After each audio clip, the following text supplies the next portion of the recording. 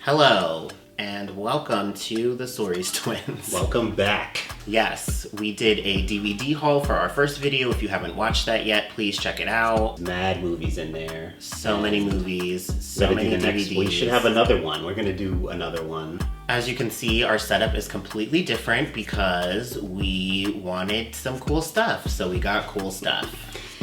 And here we are. Yeah, I mean, you see what's going on here. Yeah, so this feels like a cooler space to talk about shows and movies. And so this is the new Stories Twins setup, set, moment, situation. As you can tell by the title of this video, we're going to be talking about one show in particular. So this show started in 2015 and it's called The Last Kingdom.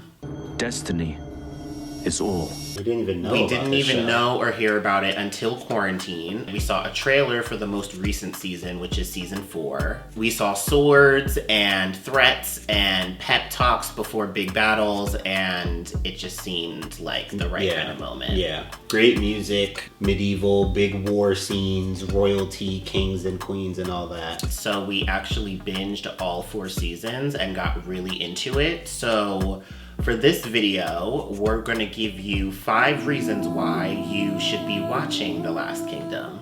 The first reason is the intro.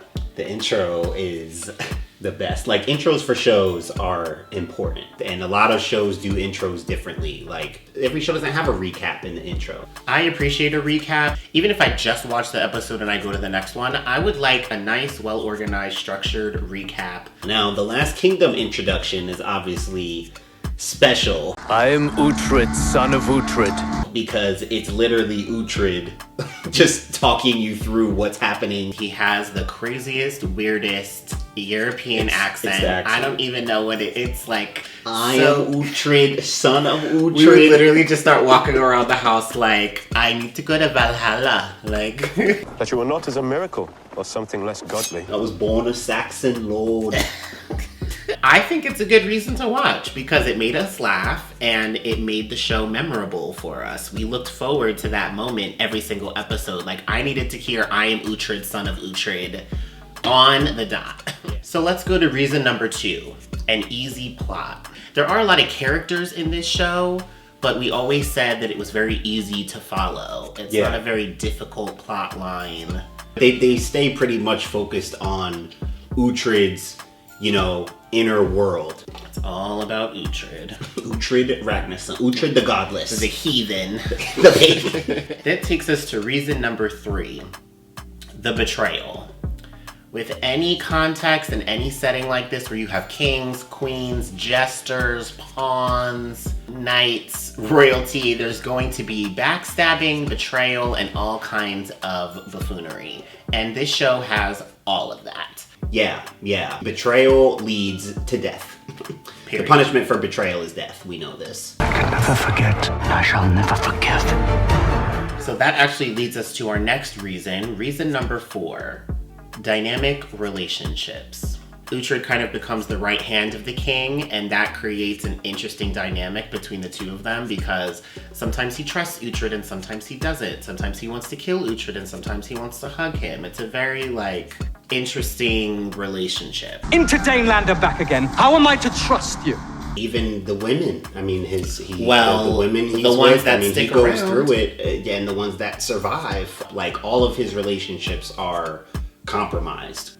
That brings us to our final reason.